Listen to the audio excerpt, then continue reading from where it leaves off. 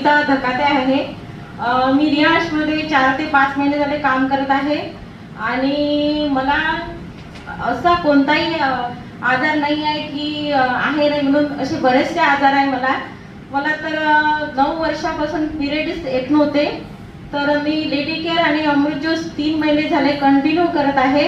तर माझे 15 दिवसात माझे पिरियड यायला लागले. तर आता एकदम रेग्युलर येत आहे आणि मी 9 वर्ष फडके डॉक्टरकडे जॉईंट पेनचा त्रास होता तर त्यांच्याकडे 5 वर्ष ट्रीटमेंट पण केली.